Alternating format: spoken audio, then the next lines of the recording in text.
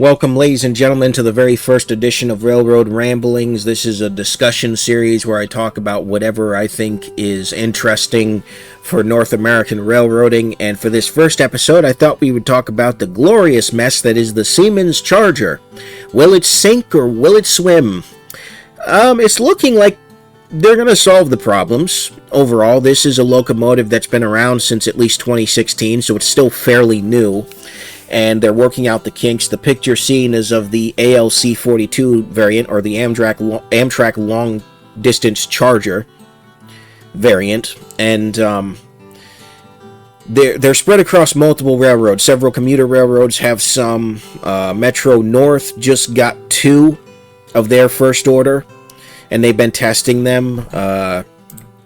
The channel River Rail Photo did a good job of capturing the test train that those 2 were on up in the Hudson line in New York. But yeah, these locomotives have had a time of it across multiple systems. I've heard multiple things from locomotives just shut down because of the way the software is and bad weather and all sorts of problems where different things take place. I haven't really kept up with all the specific problems. It's actually hard to find information on them. I'm wondering if Siemens is trying to cover some things up. Wink, wink, nudge, nudge. But I don't know that for sure.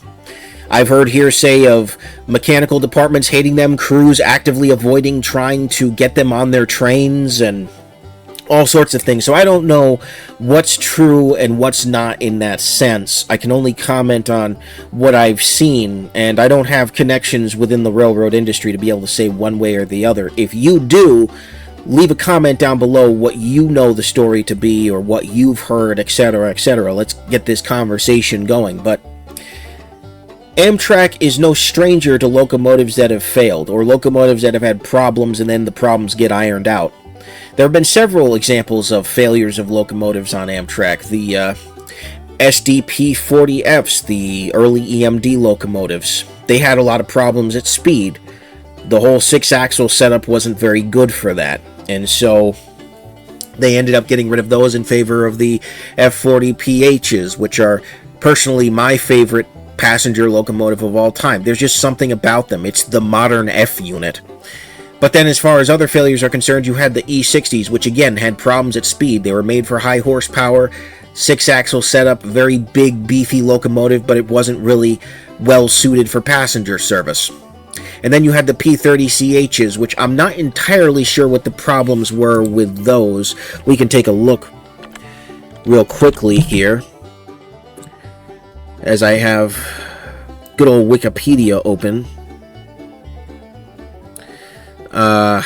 Let's see. The 6-axle P30CHs, which cost Amtrak $480,000 each, it's actually kind of cheap compared to today, I would think, were plagued with mechanical problems and were never very popular with crews or Amtrak management. In the mid-1970s, Amtrak moved away from 6-axle designs in favor of 4-axle units. 4-axle locomotives could better handle routes with numerous curves. Ultimately, the 4-axle EMD F40PHs quickly began to supersede the P30CHs soon after their introduction by Amtrak. So both the SDP-F40s and the P30CHs were plagued with issues primarily related to them being 6-axle designs as well as other things. But I'm hearing similar things about the Chargers in terms of not so much the axles, but software problems, mechanical problems, weather problems, crews not liking them. But I've also heard people say that a lot of the people in the mechanical departments are just upset because they're not the same to work on as, say, the Genesis or any of the EMDs. So who knows at this point, honestly? Who knows, except for the people who work for Amtrak, which I do not. It may be an issue of teething problems, as many have said, or it may be as simple as they don't work. They're a dud. It could be either or, but not enough time has passed for us to really be able to tell. From what I understand from the videos from Coaster Fan 2105, he did a really comprehensive video on the Charger. He got full access and basically a mini documentary for the thing. It's almost like a promotional video for Siemens. But the way it's set up, or at least from what I remember, is you can swap out the prime mover fairly easily with something. If the Cummins doesn't work, then you can swap it out for something else. It's set up so that you can do that. How easy or how difficult it is, it depends on, what the mechanical department has to say. I don't honestly know. I'm not a mechanic for any of these companies. I'm not a mechanic in general. So that pretty much goes without saying. But with that design, I would assume, as a layman, that's a big advantage to these locomotives. But I think the real difficulty is coming from the Tier 4 emissions standards that have been becoming ever stringent and making locomotive manufacture very difficult, because for some reason they seem to really be cracking down on locomotives specifically for their emissions, as if they're some of the worst emitters of emissions out there, which, no, not even close. I'm sorry, but no. And here's hoping that with the administration changes in the White House and looking to deregulate certain things, that we will see a deregulation of the EPA in that sense, so that way these companies can get back to building locomotives that work, because they can build clean locomotives that work, but they can't build locomotives that are emissions free. And quite frankly, we don't need emissions free. That's a whole nother discussion for another day. I'm not going to get into that sort of argument here. But I think the problem, Amtrak went to Siemens because I'm pretty sure they went to Progress Rail, and they went to Wabtec, and they said, can you build us a new locomotive? And they both said no, partially because of the Tier 4 standards. EMD has been pretty much destroyed by it. The SD70 T4 was a complete failure. Complete failure. The F125, they finally ironed out the kinks with it, and they seem to be working fine, but Amtrak didn't seem interested in it, and I think it's better geared towards commuter service. And as far as Wabtec's concerned, they're too busy rebuilding old wide-cab GEs for freight than to design and build a new passenger locomotive with these strict standards. So I would attribute the standards to being one of the reasons why, before anybody jumps down my throat, one of the reasons why these locomotives are struggling as hard as they are. But I do want to see these things succeed.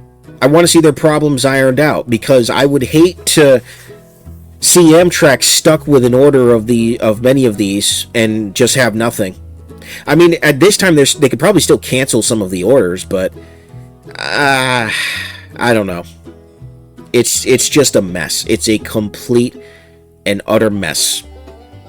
But I think that's the same with any new technology, right? Like, there's a lot of new technology in these locomotives.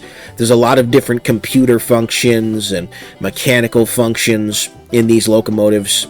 A lot of technology for emissions, a lot of technology for horsepower, for, dual mode for the models that have that.